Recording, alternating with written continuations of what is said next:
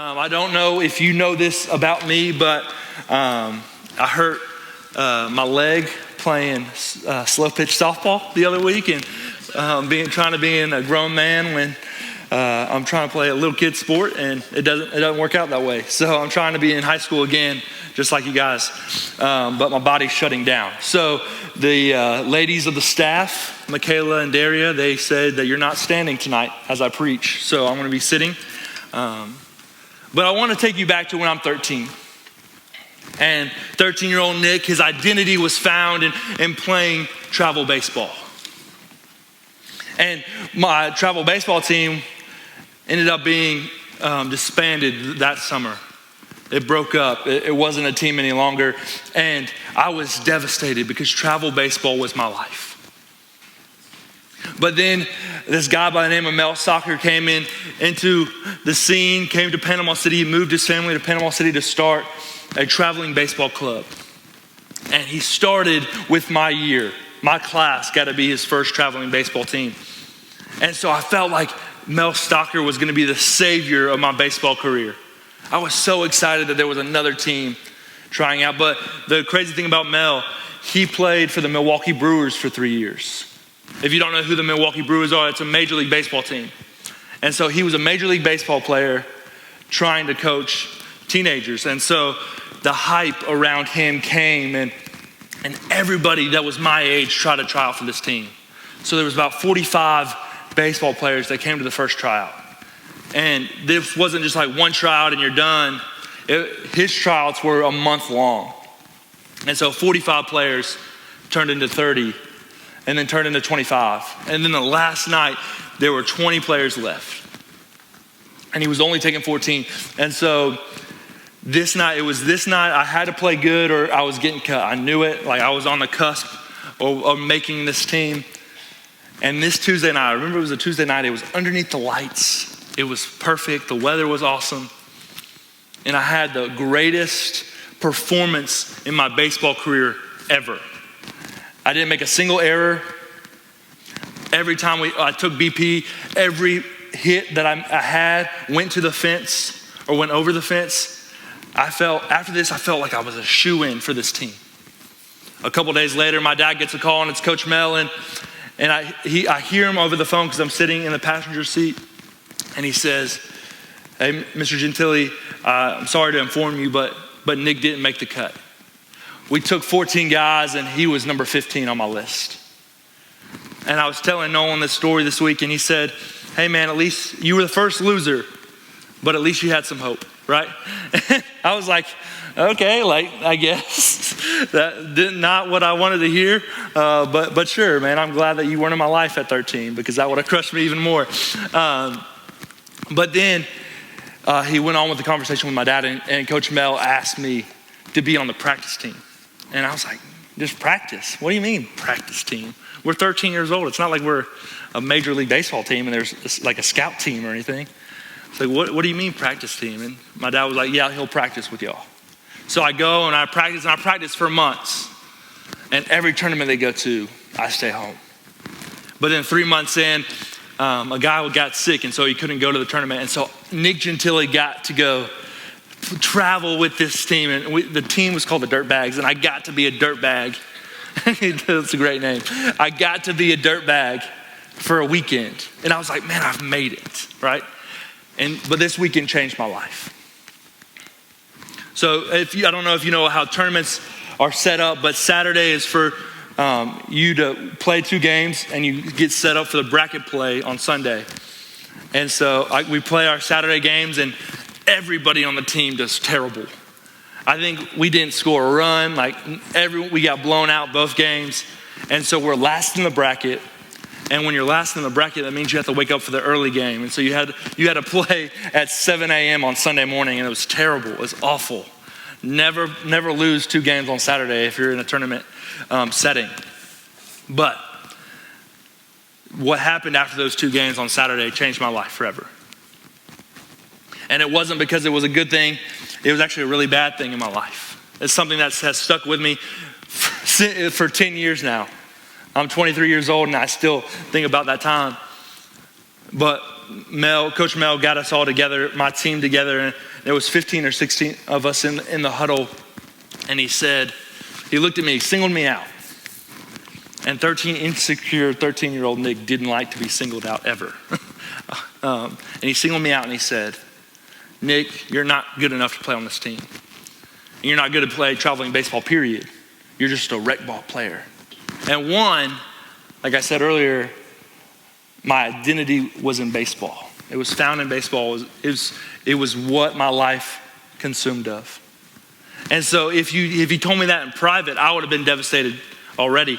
But he had the audacity to tell me that in front of all my friends. And so the culture that we live in now is talking about cancel culture, right? And cancel culture was a thing back in 2011 because I got canceled in front of all my friends. And I hated it. I absolutely hated it. And so I go home. I don't tell my parents what happened because parents weren't allowed in the huddle, so they didn't hear. But I go home and my dad wakes me up at 5 a.m. the next morning because we have to go to the early game. And I said, I'm not going. I'm in my parents' bathroom, and I looked him in the face. I said, I'm not going. I'm not playing on that team anymore. Coach Mel told me in front of everybody that I'm not good enough to be there. So why should I go? And the most profound thing my dad's ever said, he said to me right in that moment.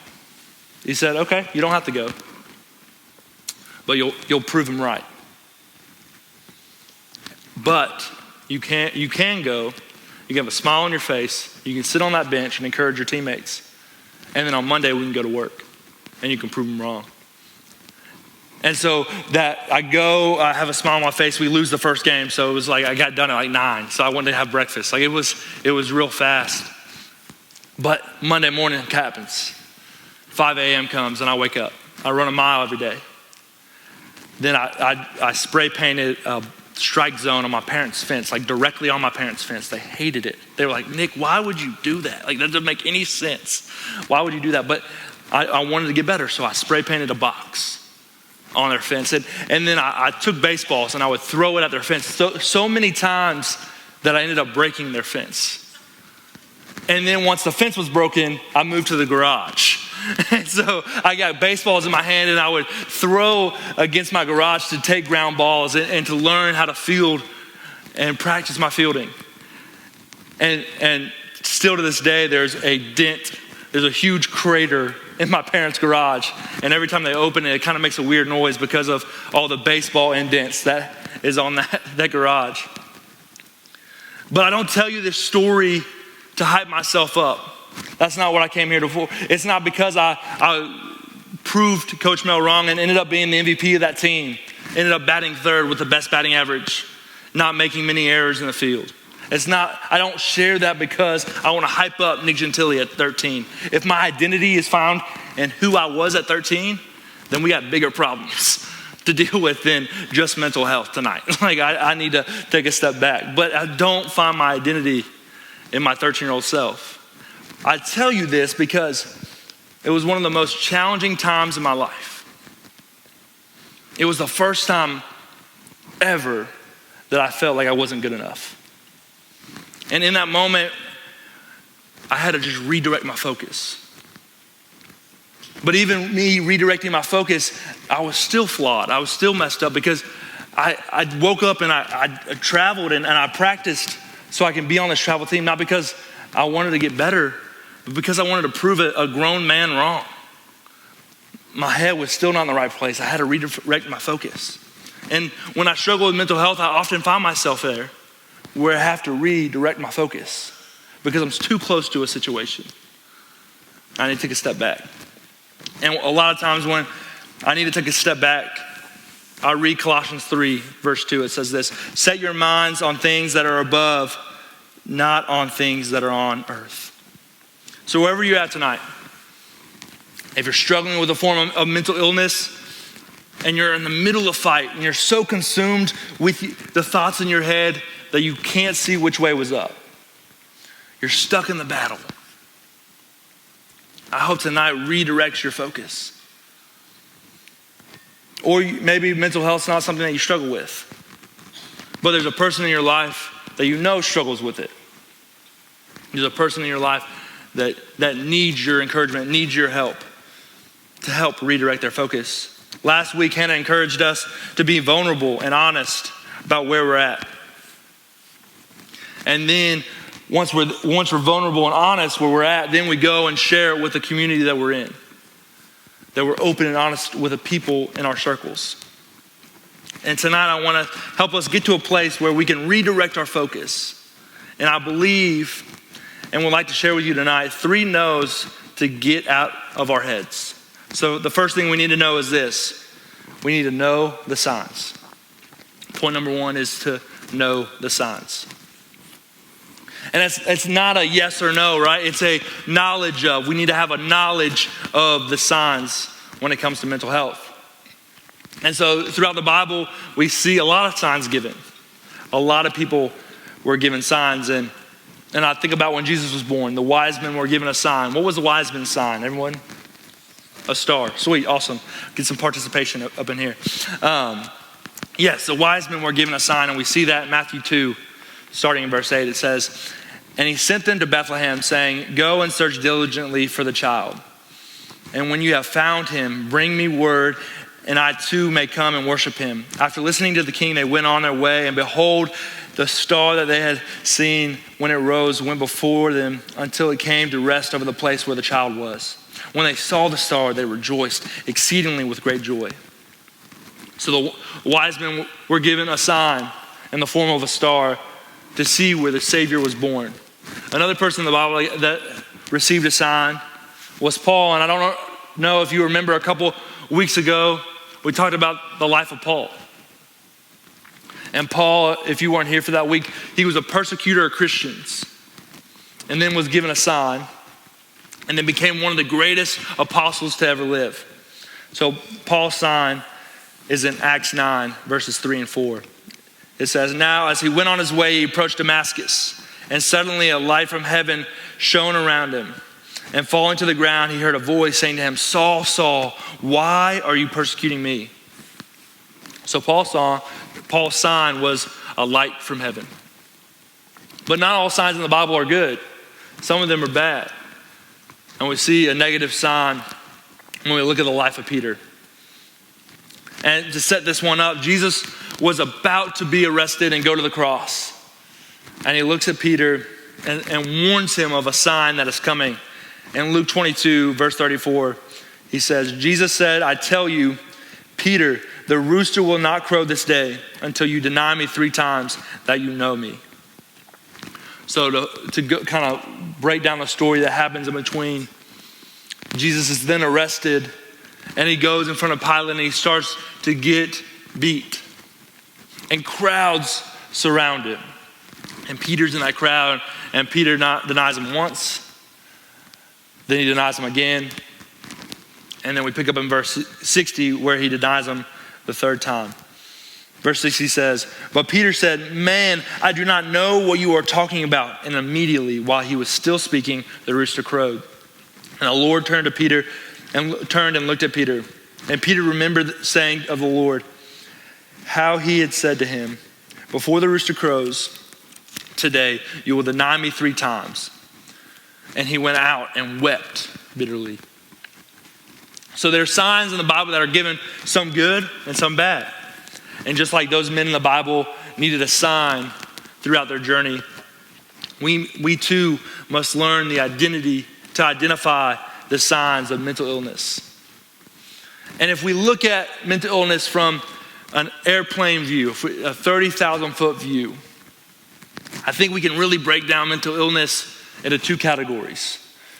You have acute mental illness and you have chronic mental illness. And the acute form, or the mild form, it comes and goes. Like when you get nervous for a big test or a major event in your life.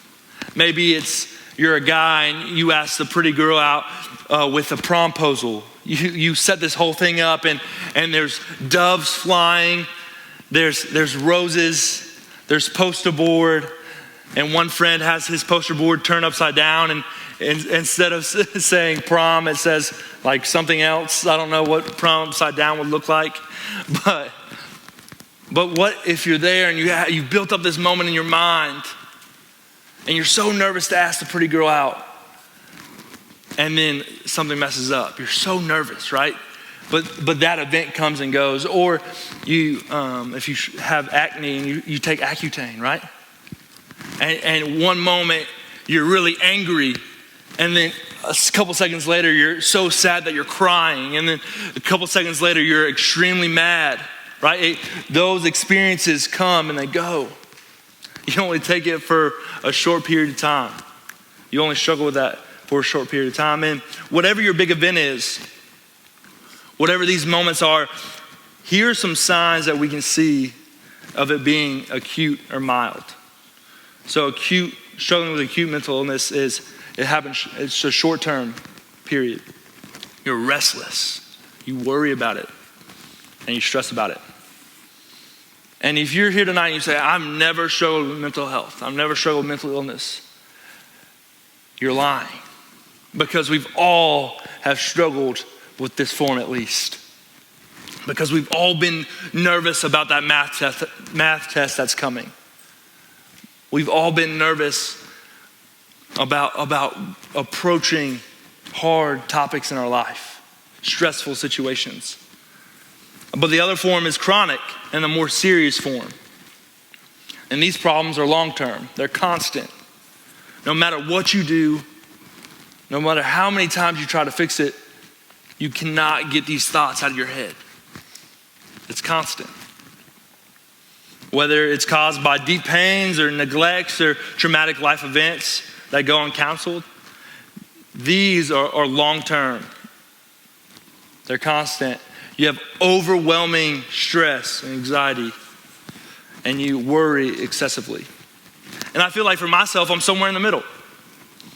When I'm mentally unhealthy is when I go back to 13-year-old Nick. And I'll look at, I see Coach Mel in my mind saying, Nick, you're not good enough. And I find myself not being good enough and feel that. Sometimes the feeling of not being good enough goes away and comes back. It's mild, it's acute. But sometimes it's chronic where every morning I'm waking up and I'm saying, man, I don't feel good enough. I'm not good enough to even wake up this morning. I'm not good enough to go to work. I'm not good enough to stand on this stage and preach to you guys. I am not good enough. I struggle with it all the time. And I don't know if you've been wondering why there's a popcorn bucket on the stage with me tonight. But I want us to envision that this is our mind, okay? Can everyone do that for me? This is our mind. And maybe you go throughout life and you wake up in the morning and your clothes don't fit right. Acute stress, right? You eat breakfast and you spill syrup on your pants and you don't have time to go change. Then you go to class and you have that pop quiz that you didn't know about. Or that exam you didn't study for. And then you go to the lunch table and your spot at the lunch table is taken. Your friends don't talk to you anymore between classes. You're canceled. Then you go on social media and you've lost 350 followers, or how many followers that people have now. You lost your followers. And you feel like your life's ending. But then you go back home and your mom is sitting on the couch intoxicated. And then you go back home and you have to take care of your brothers because your parents aren't home because they're out with their friends. Or the big one, your dad's not coming home tonight. All these things in our life pile up.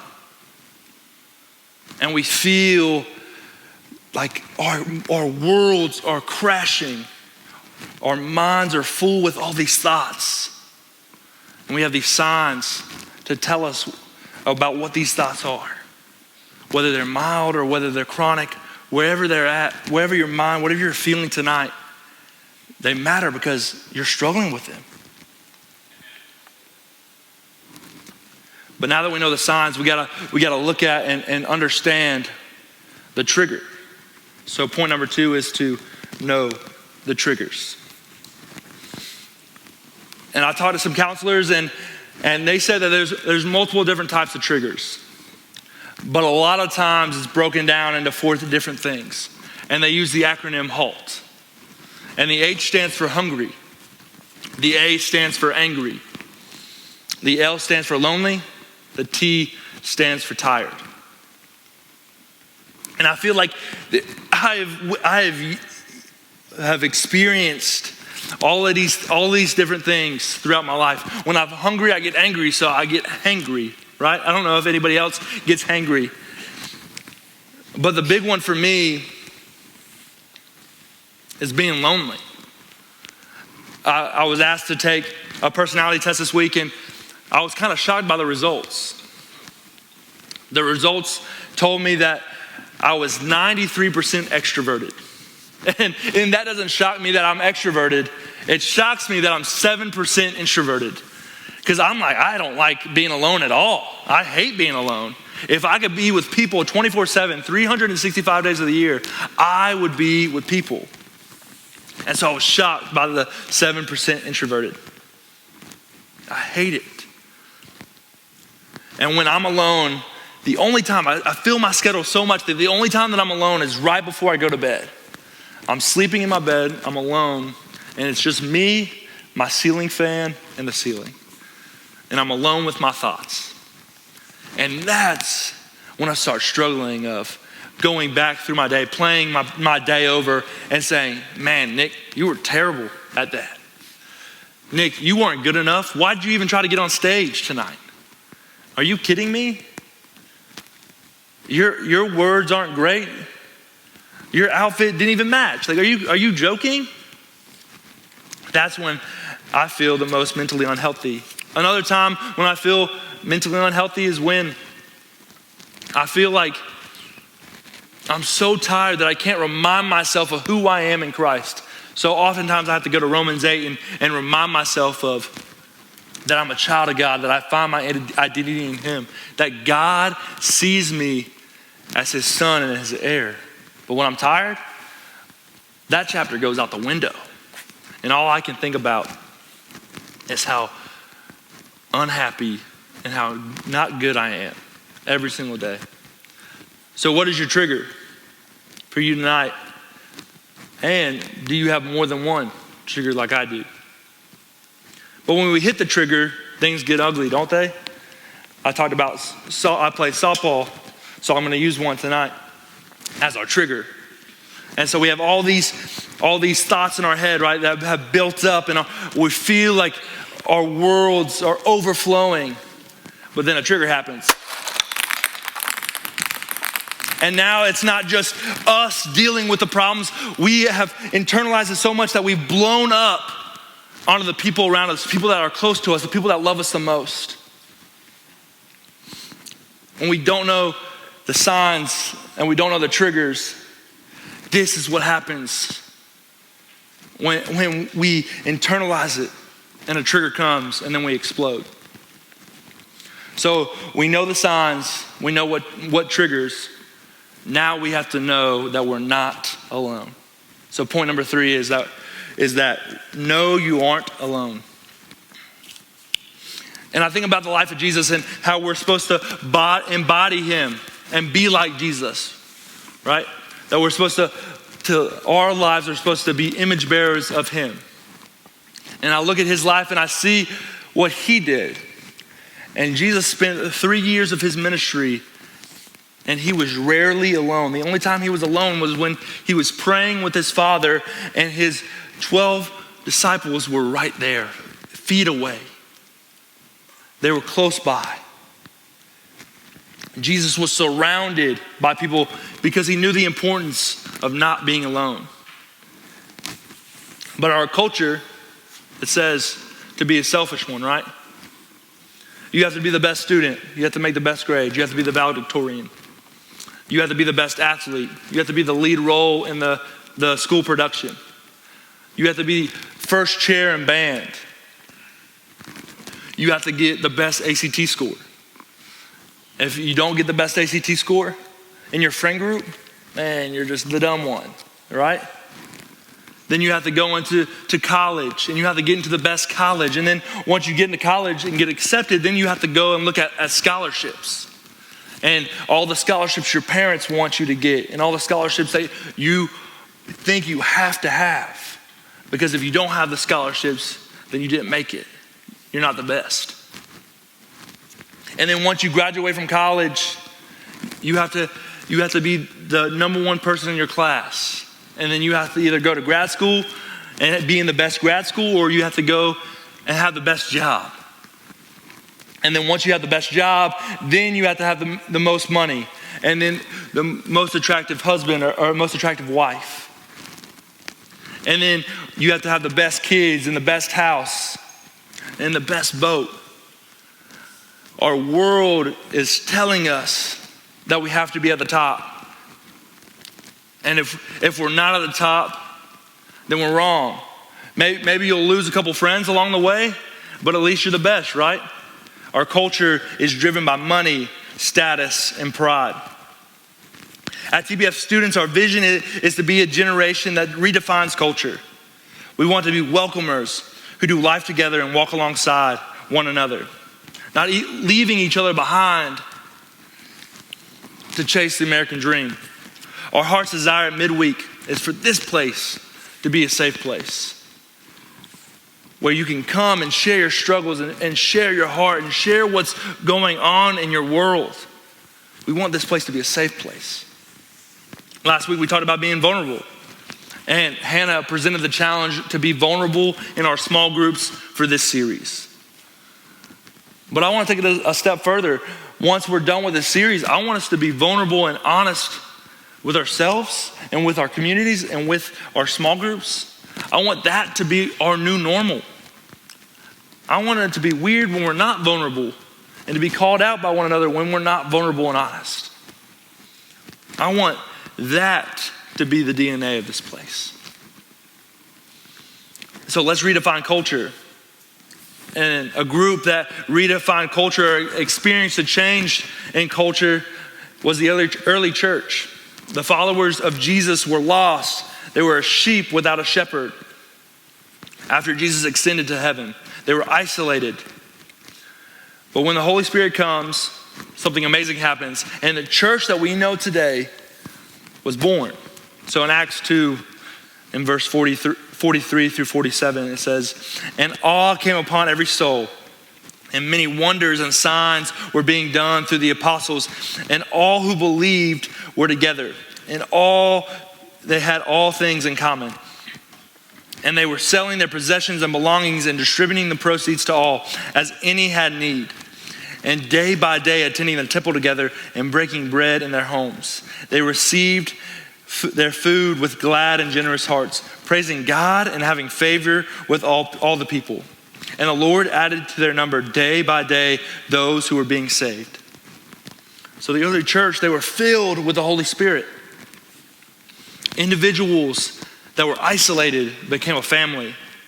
Culture was redefined. Lives were changed. People's needs were met. Why? Because they knew the importance of not doing life alone. They walked through life together. So as we go back to our minds and we see that they're full and they're triggered,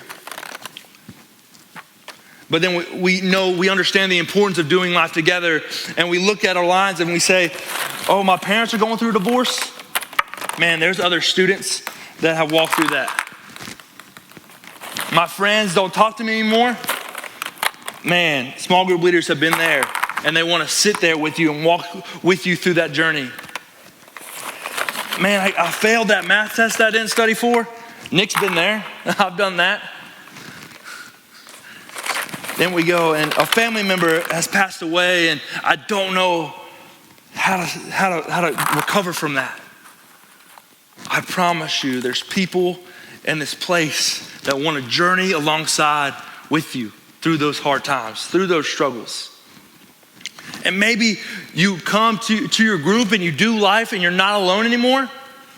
And maybe not all your problems have gone away, but doesn't this little bit look a lot better than a full head? A full, your mind overflowing with all these negative thoughts because we've done life together. But the only way the church can do that and walk alongside you, the only way that's a thing, is if you're vulnerable and you're open and you're honest and you allow the church to be the church. You need to be vulnerable and say, man, guys, I am not doing well. My dad didn't come home last night. I'm failing my classes. My friends don't want to be my friends anymore. Allow your small group leaders and your small group to walk alongside you. I look at all these adults in the building and they're giving up a night of their week each week to be here with you because they love you. They want to journey along with you. So allow them to do that. Allow them to do that. What would it look like if we changed the culture and we said, okay, I have all these things going on, but I'm going to allow people in. I'm going to know that I'm not alone, and I'm going to live my life with people. What would our worlds look like if we bared one another's burdens? What would our schools look like if one person was sitting alone and then a whole group surrounded them? And for a moment, the person that was struggling the most knew that they weren't alone. It would change their life forever. And maybe you're here tonight and you say, man, Nick, that's great, but none of this applies to me. I don't struggle with mental health. Great. I'm so happy for you. But one day, I promise you, you will. Like something's gonna happen. And you're gonna need help from others. But while you're not struggling, be the encourager. Be the one that comes alongside the people who are. Allow them to tell you their stories and help them redirect their focus. But maybe your mental health is acute, it's mild, it comes and goes. When you're struggling with it, know that you're not alone. But when you're not struggling with it, be aware of the signs and the triggers of your life. And know and be aware of the warning signs so you're ready for when it comes back. And maybe you're here tonight and your mental health is chronic for you. It's constant. You can't shake it. You cannot get out of your head. Maybe you have internalized it so much and it's so much, your battle is so strong and you can't see your way out. So much that the only way you know to do is to participate in self-harm. And you look in the mirror and you say, man, I hate the person that I see. So the only thing you do is self-harm. Guys, my heart breaks for you if that's you tonight. But I just want you to know that there's a church that loves you. And I want this place midweek to be a safe place where you can come and you can leave your stress and your burdens at the door. And you can be safe for an hour and a half. You can be safe for 2 hours from all the mess you have to deal with in this world. S. Truett Cathy says it best, and we're going to close with this tonight. If you know who S. Truett Cathy is, he's the creator of Chick-fil-A, the pre-blessed chicken, as Nolan talked about on Sunday. But Truett Cathy, he asked a question. He proposed a question. How do you identify someone who needs encouragement? And his answer was, that person is breathing. If you don't understand what Truett Cathy's saying, he's saying every person needs encouragement. So allow people to encourage and also be the ones to encourage, guys. Let me pray for us.